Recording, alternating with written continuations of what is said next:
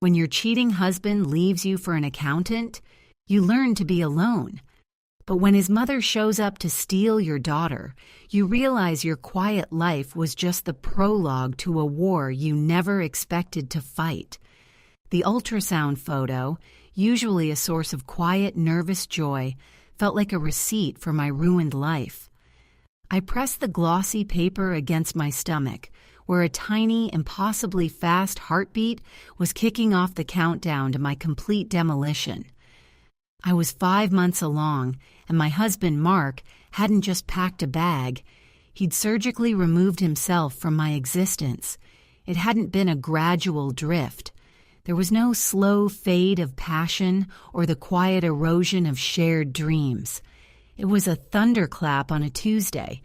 I remember the smell of his cologne, the expensive sandalwood one he only wore for important meetings, as he stood in the doorway of our perfectly curated living room, the one we'd spent 6 months choosing paint samples for. "I'm leaving, Sarah," he'd said, his voice unnervingly flat, like he was reading a quarterly report. He didn't look at me.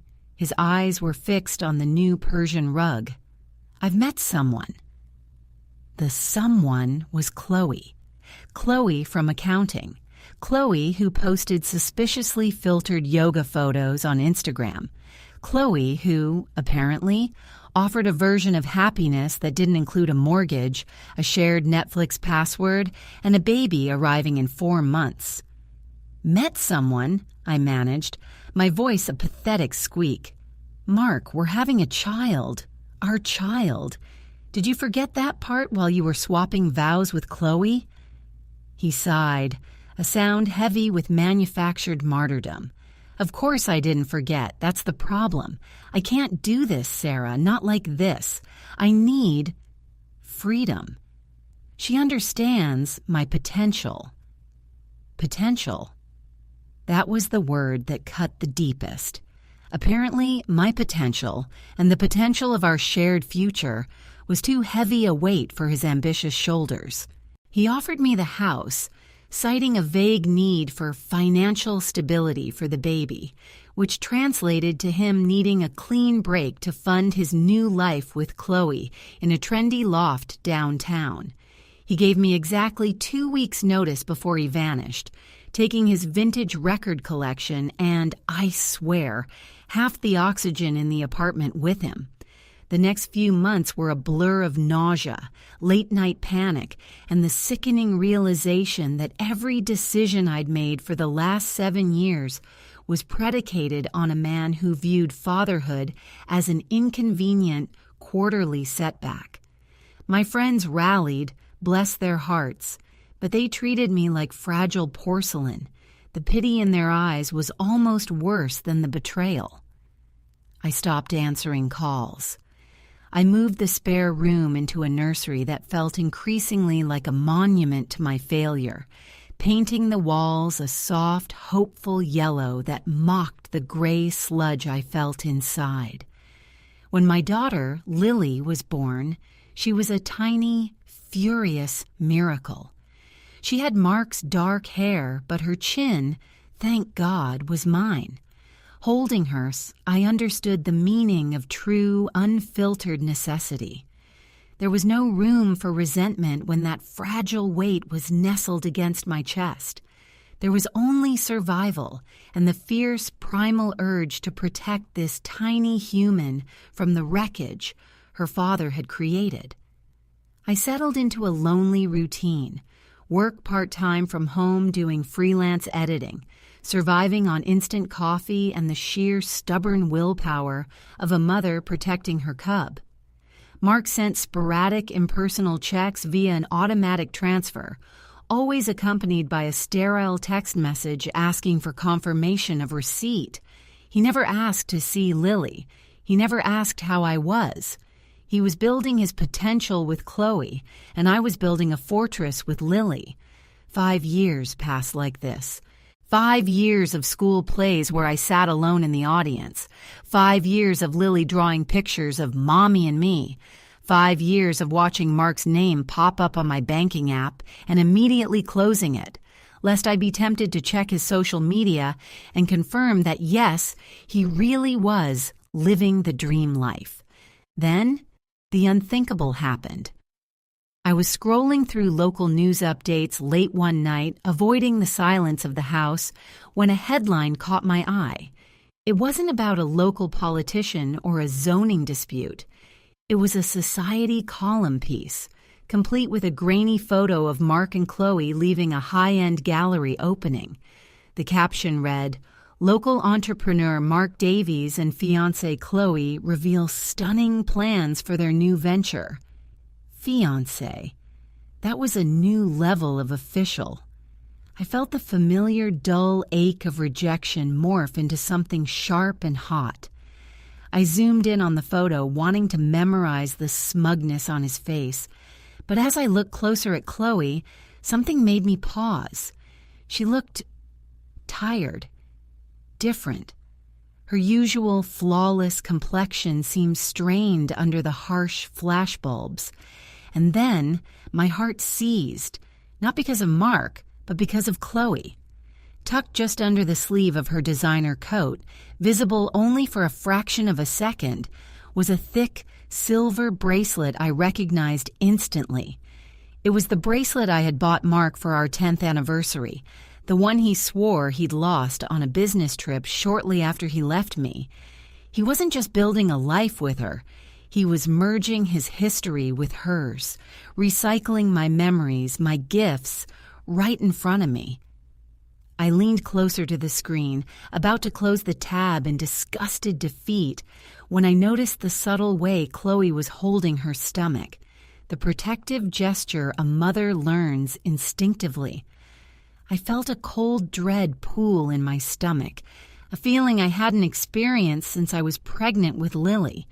It couldn't be, could it? But the evidence of their shared life, their shared future, was right there. If Chloe was pregnant, Mark was repeating the exact cycle that destroyed my life, only this time it was happening to her. I frantically searched for more details on the gallery event, my fingers shaking over the keyboard. The article mentioned the date of the event, and then, buried in the last paragraph, a chilling sentence that made my blood run cold. The couple has reportedly been managing a stressful few months following a minor health scare, but celebrated their good fortune with friends last night. A health scare. My own experience screamed at me that this wasn't just stress, and then I found it. A small auxiliary photo gallery from the event, showing a wider shot of the couple walking toward their car. Chloe's hand wasn't on Mark's arm. It was clutching a set of keys and wrapped around her wrist. Slightly more visible now was a second bracelet identical to the first one Mark had lost. But the second bracelet wasn't silver. It was gold, clearly a matching piece. I clicked on the image, trying to download it when my computer screen suddenly flickered, then went dark. A message replaced the desktop, written in an archaic, blocky font. Access denied. System lock initiated. I stared, terrified. Someone, miles away in a loft downtown, had just remotely locked my system. And why? Was it Mark? Or was it Chloe, protecting a secret I was moments away from exposing? The silence that followed the screen going black was thicker than the darkness itself. My heart hammered against my ribs, a frantic, trapped bird. My laptop wasn't just a portal to the internet. It held Lily's entire digital life, her school records, her doctor appointments, photos dating back to her first squeak. To have it locked was a violation, a direct, calculated threat delivered straight to my living room. No, no, no, I whispered, slamming the power button repeatedly. Nothing, just the cold, dead glow of the screen mocking my panic. Who had the expertise to execute a remote system lockout? And more importantly, why would they target me, a freelance editor existing solely in the quiet orbit of my daughter's life? Mark was many things: selfish, cowardly, a spectacular failure of a husband, but he wasn't a hacker. He barely knew how to attach a file to an email. Chloe, though. Chloe from accounting.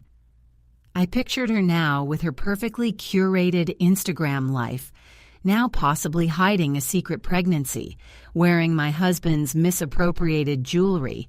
She was clearly more resourceful than I gave her credit for.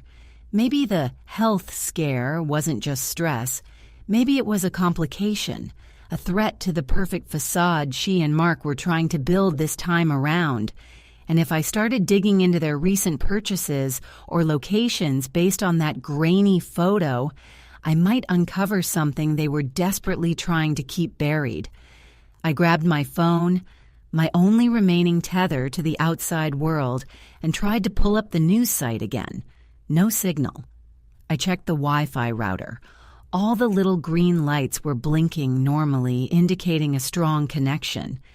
The internet was flowing into the apartment, but something was blocking my access to it, specifically the part that involved external investigation. It felt surgical. A sudden, sharp memory surfaced. Years ago, Mark, proud of his new tech-savvy girlfriend, had once shown off a small, sophisticated piece of software Chloe had installed on their shared home computer. A privacy shield, he'd called it. He'd laughed about how it encrypted all their shared files when they were traveling. At the time, I barely registered it, too busy focusing on the nursery plans. But now, the implications hit me like a physical blow. If Chloe had installed powerful network-level security software, and if she somehow knew I was looking at that article just now, the lockout wasn't random. It was targeted surveillance, or worse, preemptive defense.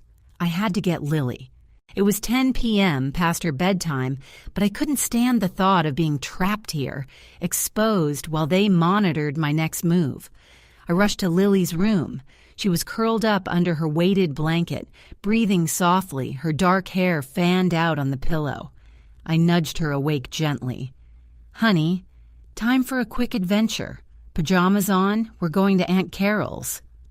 Lily blinked sleepily. "Is Daddy coming?" The question was a needle straight to the heart, but I pushed past the pain. "No, sweetie, just us tonight. Aunt Carol has new coloring books." Getting her ready took 5 frantic minutes. I grabbed the emergency overnight bag I always kept packed, a small duffel containing her comfort items and a change of clothes, and then hesitated by the front door. I couldn't just leave. If they were watching, they'd know I was fleeing. I needed to lull them into a false sense of security. I went back to the dead laptop, pulled out the charging cord, and walked calmly to the kitchen counter, plugging it in as if I were just making a cup of tea. I made a show of picking up a paperback novel and settling onto the sofa, pretending to read, while my entire nervous system was tuned to the front door. 10 minutes crawled by. Lily was getting restless on the sofa beside me, tracing patterns on my arm. Just as I decided I couldn't wait any longer, I heard it. The faint, almost imperceptible sound of movement from outside. Not loud, just a slight shift in the air pressure, the almost inaudible crunch of gravel near the porch steps. My breath hitched. Carol lived 3 blocks away down a well-lit street. No delivery drivers came this late. I gently nudged Lily toward the back hallway leading to the laundry room. "Go wait by the washing machine, Lilybug. Mommy needs to check the mail. You stay right there and be silent, okay? Like a little mouse." She nodded, her eyes wide but instantly compliant, a side effect of years spent navigating my moods. I moved silently to the living room window, easing the thick curtain back just an inch. The streetlights cast long, distorted shadows across our front lawn. There was a dark SUV parked just beyond the perimeter of the light, its engine off, but the faintest glow of internal dashboard lights pulsed within. I couldn't see faces, but the silhouette was bulky, unmistakably 2 people. and they were watching the front door. They knew I was home. They knew something was up. My mind raced. The back door was less secure, opening onto a small fenced patio, but if they were watching the front, the back was my only blind spot. I crept toward the kitchen, my bare feet silent on the hardwood floor. I reached the back door, slid the deadbolt back with agonizing slowness, and eased it open just enough to slip through. The cool night air hit my face. I pulled the door shut almost silently, but as the latch clicked into place, I heard a sudden, sharp sound from the front of the house. A sound that meant they weren't just watching anymore. It wasn't a knock. It was the distinct metallic shriek of the lock on our front door being aggressively jimmied open. I grabbed Lily's hand from the laundry room, pulling her close. "Run, Lily, straight to the back fence. Climb it. Don't look back. Just climb." We scrambled over the low wooden fence and dropped onto the neighbor's perfectly manicured lawn. We were out, but they were inside my home. We cut diagonally across 2 backyards, the sounds of breaking glass and muffled shouting drifting from my house. We reached the relative safety of the street behind ours, a dimly lit service alleyway. I was panting, pulling Lily along, focusing only on the dark outline of Aunt Carol's house 2 streets over. Then Lily dug her heels in, stopping dead. She pointed back toward the shadows of the alley opening we had just fled. "Mommy," she whispered, her small voice trembling. "The car lights just came on." I turned, dread washing over me in a tidal wave. The dark SUV that had been parked discreetly down the block was now idling silently at the mouth of the alley, its headlights off, but its outline clear against the faint sodium glow of the nearest lamppost. And as I watched, 2 figures emerged from the driver's side and passenger door. They weren't moving fast.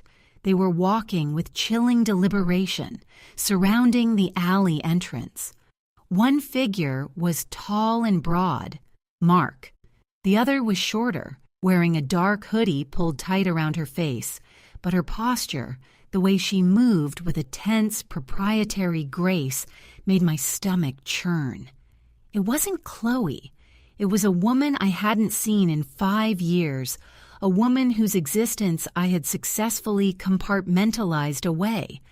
Standing beside Mark, clearly directing him, was his mother, Eleanor. And Eleanor didn't look angry or concerned. She looked like a predator who had finally cornered her prey. As they stepped fully into the light, Eleanor raised a hand, not to signal Mark, but toward me. And in her other hand, glinting faintly, was the original silver anniversary bracelet, the one Mark had claimed to have lost, the one I had seen Chloe wearing, only this one was empty.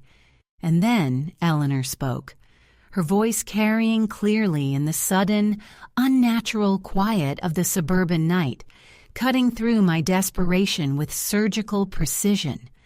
"Sarah," she said, her voice laced with a terrible, calm authority, "you have something that belongs to my family, and we are taking it back now. Hand over the child." The world tilted.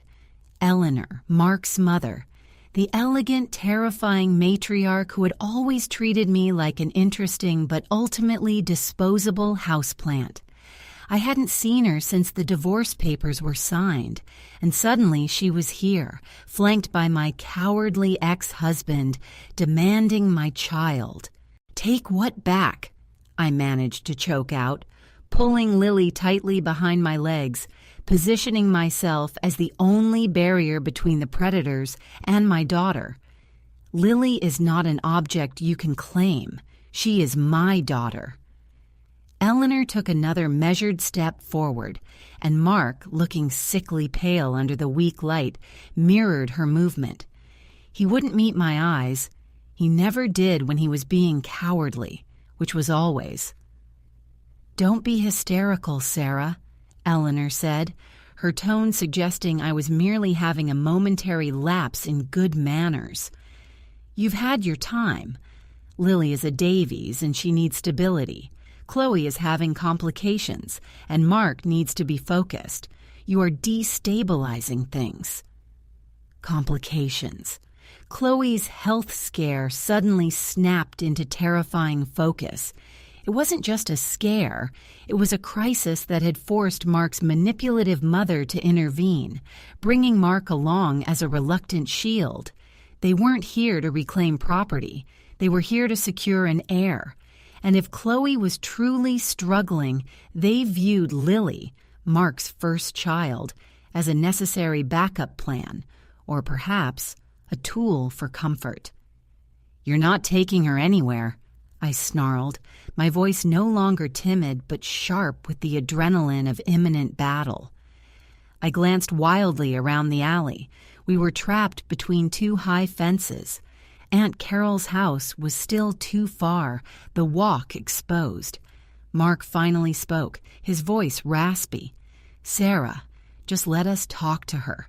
We can work out a settlement, a bigger transfer. Just let us leave with her for the night." "A settlement?" I laughed. A short, ugly sound. "You think I'll sell 5 years of raising her for a bigger check? You abandoned her, Mark. You walked away from your fiancé once. What makes you think I'd trust you now?" "It's not about trust. It's about necessity," Eleanor interjected smoothly. She held up the empty silver bracelet. "This was meant for Lily when she turned 6, a symbol of our unity. But things have changed.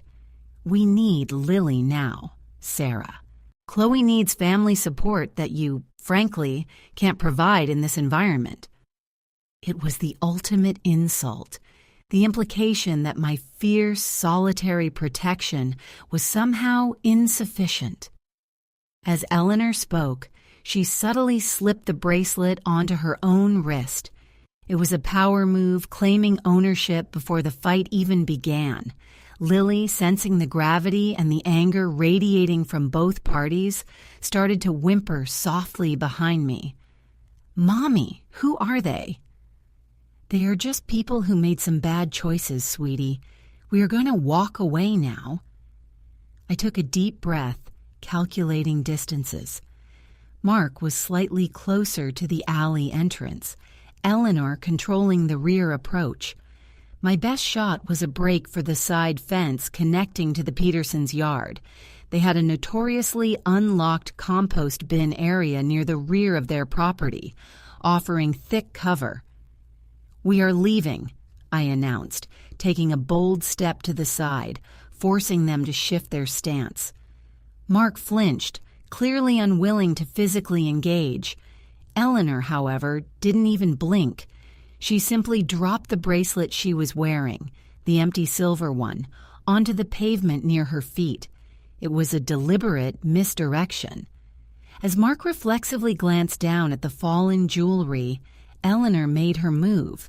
It wasn't toward me, but toward Lily. She lunged with surprising speed for a woman her age, grabbing for Lily's small arm. I reacted on pure instinct. I didn't pull Lily back. I shoved her forward toward the opening between Mark and Eleanor, yelling, "Go, Lily! Run to the light!" Lily, propelled by the force of my push, stumbled past Mark's surprised bulk and burst out of the alley into the neighboring street, toward the distant glow of a working street lamp. The diversion worked perfectly. Mark was momentarily paralyzed, looking from his mother grappling with me to the empty space where Lily had been, then desperately toward the street where his daughter was now running alone. "Get her!" Mark shouted, finally snapping out of his shock, turning to chase Lily. Eleanor had a surprisingly strong grip. She yanked me hard, pulling me off balance. We crashed against the brick wall of the neighbor's garage. The air rushed out of my lungs.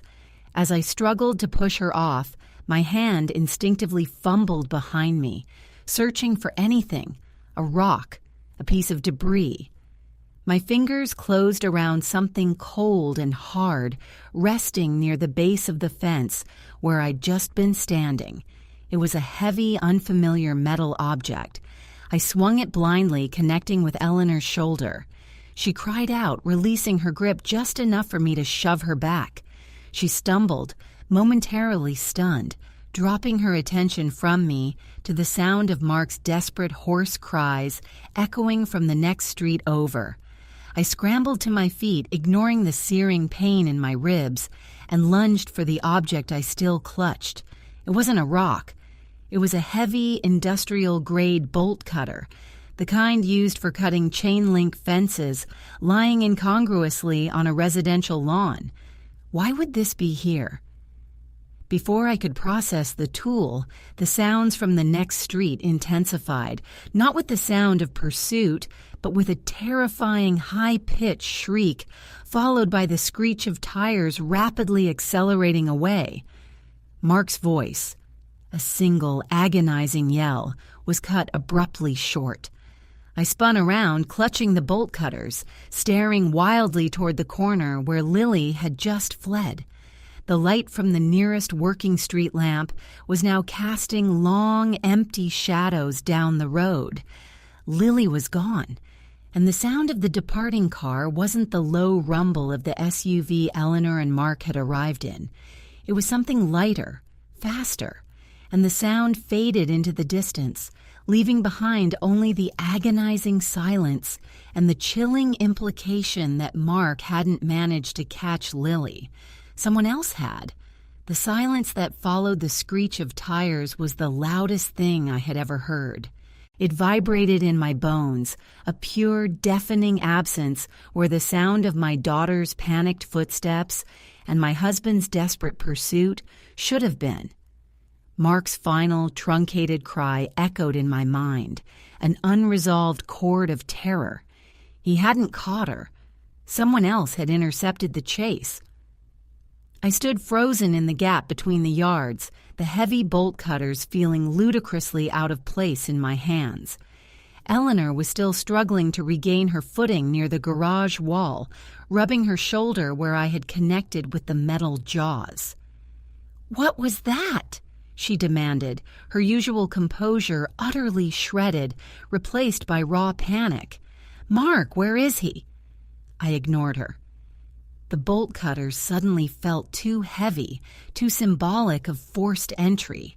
I tossed them aside, the clang against the paving stones sounding ridiculously loud. I bolted toward the corner, sprinting toward the street where Lily had last been seen. "Lily!" I screamed, my voice cracking with desperation, not caring who heard me now. I burst onto the pavement. The street was empty. No SUV, no lingering exhaust fumes, just the quiet suburban homes bathed in the sickly orange glow of the street lamps. Mark was gone. Lily was gone. And the sound of that second different car speeding away meant this had been planned with a terrifying level of coordination I hadn't anticipated. I ran back to the alley entrance where Eleanor was now slowly getting up, her face ashen. When she saw my face, the utter void of recognition replacing fury, she knew. "What have you done?" she whispered, her voice shaking for the first time. "What have you done?" I shot back, grabbing her thin arm, startling her into silence. "Who else was here? Who took that car?" Eleanor wrestled her arm free, her innate arrogance returning despite the chaos. "I don't know. Mark was supposed to secure her. That SUV was his driver." "And the second car?" I pressed. "The one that sounded like a sports car?" Eleanor stared past me toward the receding darkness. Her eyes widened in genuine fear, a look I had never witnessed on her face. That's not one of ours. That's not Mark's contact." This wasn't just a family dispute escalating. This was abduction orchestrated by a third, unknown party. Mark and Eleanor had intended to intimidate me into surrendering Lily, relying on the leverage of Chloe's perceived crisis. But someone else had used the chaos of their arrival as cover, snatching my daughter in the confusion. My mind instantly snapped to the only person who might have the resources and the motive to track my movements, monitor my communications, thanks to the downed laptop, and execute a clean, swift, snatch and grab, Chloe. Chloe, the vengeful accountant who was supposedly suffering a health scare, was clearly not incapacitated. If she was, Mark's mother wouldn't have been orchestrating this raid. Chloe was playing a much deeper, far more dangerous game, using Mark's supposed distress as a smokescreen. She knew I was the original mother, the inconvenient past, and now that she was possibly carrying Mark's child, she was eliminating the competition in the most brutal way possible. But why would Eleanor be here if Chloe orchestrated it? Eleanor hated me, yes, but she valued control and propriety. She would never ally herself with a chaotic kidnapping unless she believed it served her greater goal, securing the Davies bloodline. Had Chloe manipulated Eleanor, promising her the immediate guardianship of Lily, while Chloe dealt with her supposed complications? I turned to Eleanor, my voice dangerously low. Where is Chloe? Where is Mark right now? Eleanor was starting to hyperventilate, realizing the situation had spun entirely out of her control. I don't know where Mark is. He ran after the girl, but Chloe is supposed to be at the downtown clinic, recovering. She told me she was confined to bed rest. You're lying, I whispered. You were here to take Lily because Chloe is not in the clinic. Chloe is in control, and now she has both of us. Mark, running after a child who isn't there, and me, right here. I grabbed my phone again, praying the signal had somehow rebooted. Miraculously, 2 bars flickered weakly. I couldn't call 911 yet. I needed proof. I needed a location, or they'd dismiss me as hysterical after a domestic disturbance. I needed to access my laptop again. Stay here, I commanded Eleanor, pointing a trembling finger at her. If you move, if you call anyone who isn't the police, I swear I will tell them everything about the bracelets and the coercion. I sprinted back into the house, ignoring the splintered wood around the front door lock. The laptop was still dark. I slammed the power button repeatedly, expecting the same dead response. Suddenly, the screen flickered back to life, but not to my desktop.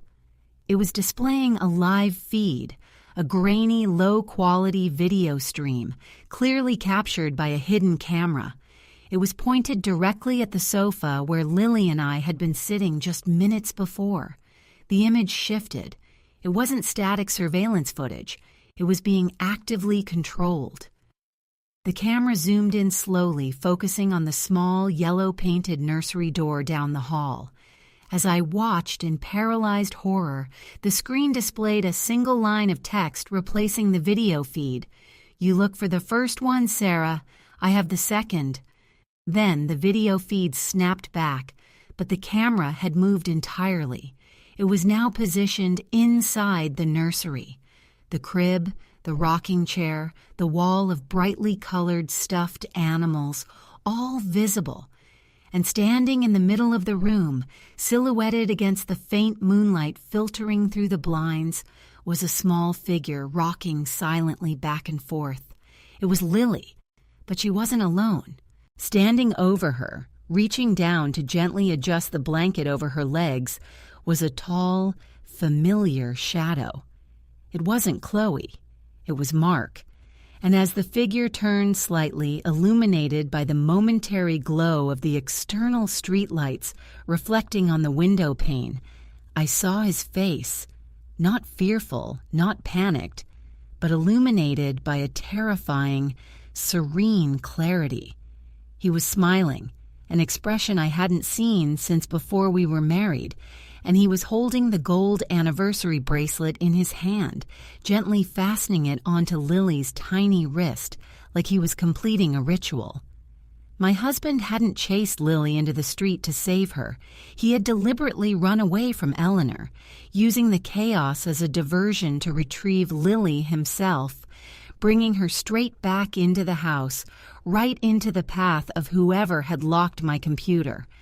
And the figure controlling the feed, the one who knew exactly where to look, the one who understood the significance of both bracelets, was not Chloe, but the person Mark had finally chosen to trust with his secret, his own mother. Eleanor hadn't been trying to kidnap Lily. She was staging a raid while Mark executed the true extraction. And now they had both children, and I was locked outside my own home, watching the whole nightmare unfold on a screen that should have been dead. The sight of Mark, calm and smiling, placing the gold bracelet on Lily's wrist inside my nursery, shattered the last vestiges of my sanity and replaced it with a cold, brilliant clarity. This wasn't Mark being weak, running from Chloe. This was Mark executing a pre-planned strategy with his mother, leveraging Chloe's supposed crisis to secure the asset they both deemed rightfully theirs, the Davies lineage. My 5 years of solitary struggle, my sacrifice, had simply been the waiting period until they were ready to collect. I spun back toward the back door, ignoring Eleanor, who was now staring dumbfounded at the laptop screen. Her plan with Mark had clearly gone awry. She expected him to secure Lily outside, not drag her back into the house they abandoned. "You," I hissed at Eleanor, grabbing the heavy bolt cutters from the ground. "You stay right there." I didn't wait for her reaction. I kicked the back door open with all my remaining strength, ignoring the sharp pain in my side, and sprinted toward the hallway. The laptop screen, still displaying the image of Mark and Lily, was my only compass. I reached the nursery door. The camera feed showed Mark leaning down, whispering something to Lily, who looked confused but strangely subdued, perhaps recognizing her father's familiar presence overriding her fear. I didn't bother with subtlety. I kicked the nursery door open, throwing it against the wall with a deafening crash that finally broke the illusion of quiet control. "Mark!" I roared. The sound ripped through the nursery. Mark jumped violently, dropping the gold bracelet. It clattered onto the hardwood floor beside Lily's foot. He looked up at me, his face a mask of shock, not guilt, but the shock of a general whose perimeter has been breached unexpectedly. "Sarah, you weren't supposed to get back in," he stammered, scrambling backward. Lily, seeing me, didn't hesitate. The confusion evaporated, replaced by the recognition of safety. She lunged toward me, crying my name. I scooped her up in a fierce embrace, checking her frantically for injury, noting the unfamiliar gold bracelet dangling from her wrist. "It's okay, baby. Mommy's here. We're leaving." Mark made a half-hearted move to block the doorway, but he was too slow, too reliant on his mother's muscle. "You can't take her, Sarah. We have a plan for the custody arrangement. Chloe needs stability." "Chloe needs to deal with her own life, Mark, and you need to deal with the consequences of abandoning your child twice in one night." As I tried to push past him, the noise from the front of the house finally caught up. Eleanor, having realized the true depth of the chaos, had apparently made her own move. A tremendous crash echoed from the living room, followed by the sound of shattering glass, the sound of my antique china cabinet giving way. Mark's face went white with a terror that finally seemed genuine. "Mom, no, not the heirlooms!" He bolted past me, not toward Lily, but toward the living room, his lifelong subservience to his mother overriding every paternal instinct he possessed. This was my opening. I spun around, gripping Lily tight, and ran back toward the open back door. but as I reached the threshold, a figure stepped out of the shadows of the kitchen. Chloe. She wasn't weak or confined to bed rest. She was wearing dark clothing, her hair pulled back tightly, and she held something heavy in her hand, the remote control to my laptop, the source of the lockout. Her eyes, though tired, held a terrifying calculation. "You made a mistake coming back inside, Sarah," Chloe said, her voice completely devoid of its usual breathy sweetness. "You should have stayed on the lawn where Eleanor could deal with you." She raised the remote, aiming it not at the laptop, but toward the back door frame. I realized with sickening dread that the remote wasn't just a computer trigger.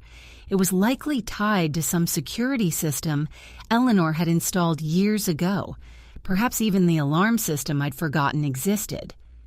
"You think I'd leave my house unprotected after you stole my husband?" Chloe continued, a genuine bitter smile twisting her lips. "I knew you'd come looking. Mark just needed a distraction to bring Lily to me. I wanted you to see it all first." She pressed a button on the remote. Instead of a computer alert, a heavy metal security grate slammed down over the back doorway, sealing us in the kitchen area, plunging the room into near darkness save for the ambient light filtering from the hallway where Mark was screaming about China. We were trapped inside the house with the vengeful woman Mark had chosen, the mother who had orchestrated the betrayal, and the ghost of a husband who was currently failing to protect a collection of antique vases. Chloe took a step toward me, the remote now discarded, replaced by a small, wickedly sharp utility knife held low in her hand. "You got 5 years, Sarah," Chloe murmured, advancing slowly. "I'm taking the rest, and I'm starting with the evidence."